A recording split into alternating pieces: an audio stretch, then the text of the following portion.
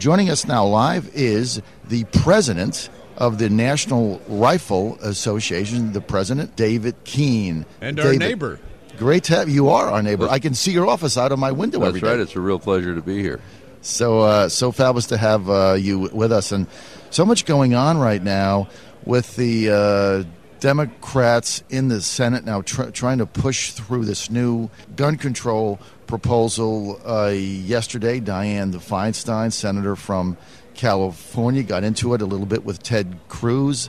Can you kind of outline to us why this sudden assault on the Second Amendment? What's happening? Well, we believed and were saying before the election that if Barack Obama got a second term, he was going to take a shot at trying to control firearms in ways that were objectionable to the Second Amendment. He'd been an anti-Second Amendment activist long before he ever ran for office back in Chicago.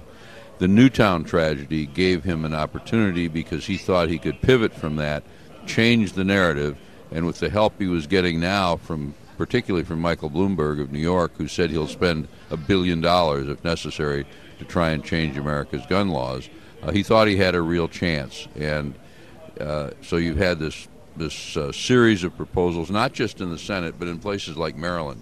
It's interesting to me, that when you look at the states where governors, Democratic governors, are making all of these proposals, it's a little bit like a mirror image of the complaints that were made about Republicans who wanted to run for president, that they were appealing to parts of their base that was going to make it impossible for them to be viable general election candidates.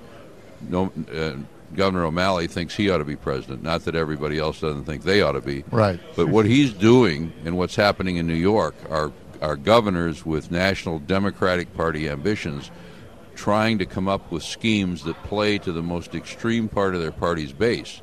And if they are successful, and if they manage to get the votes they need in the primary, these guys are going to be completely unelectable. Not that they'd be electable anyway, but completely unelectable in a national election. So part of what we see is the drive that the president and the Bloomberg forces are putting on based on what they thought was a great opportunity.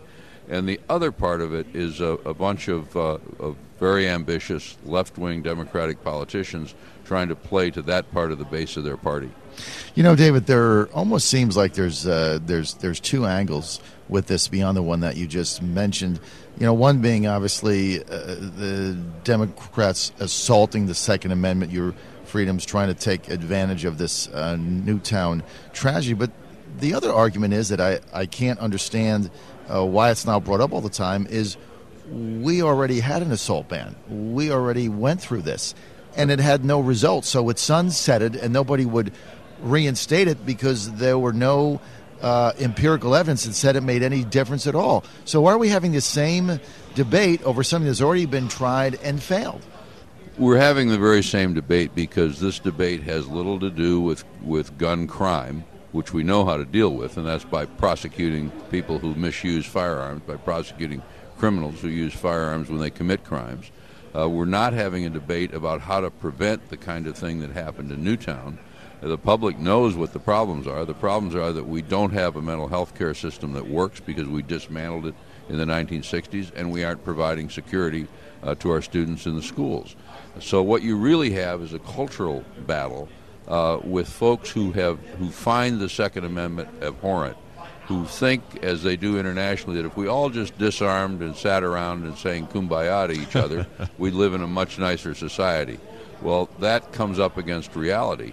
And in fact, all of these things have failed in the past.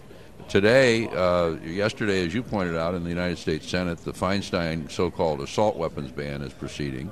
Now, this is a ban that would prevent you from buying, for example, a semi-automatic rifle with a pistol grip.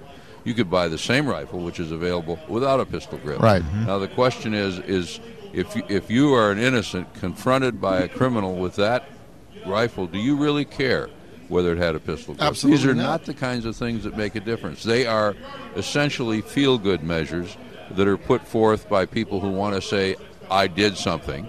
They're not designed to really address the problem. And, this was most evident to us after the Newtown tragedy when the president asked Joe Biden, his vice president, to head a task force on what are we going to do about it.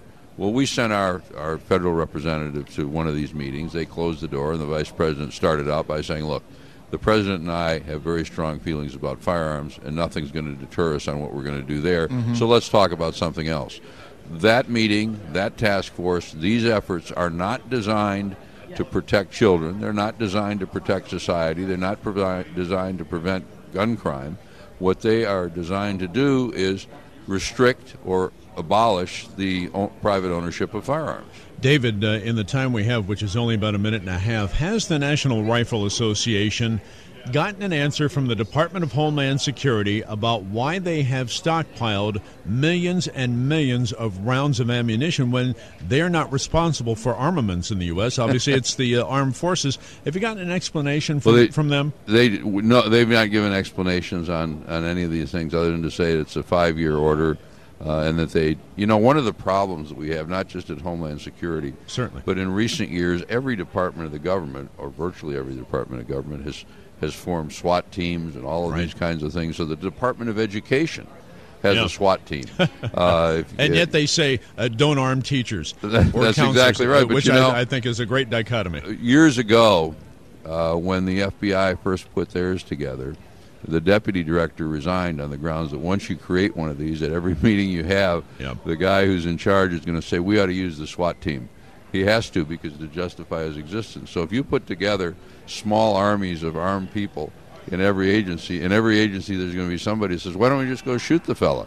And that's a danger that people don't really perceive until it happens. Well, we appreciate you not only being here, but being a great neighbor to us on Waples Mill Road over there in Fairfax. We can see the NRA building not only as you drive up Route 66 here in Northern Virginia every morning, but of people who are really, really devoted to protecting the Second Amendment, which is what we're all about, because without that, we really don't have the others. And well, I'll tell you one thing. We're sitting here in Maryland with a governor who'd like to take our guns away. In Virginia, we have a governor who would never even think of doing something like that. Exactly. That's right. That's why we think Bob McDonnell should have been invited to Cpac. So thank you for giving me that great segue. David Keene, president of the National Rifle Association. We appreciate everything that you've done. All right.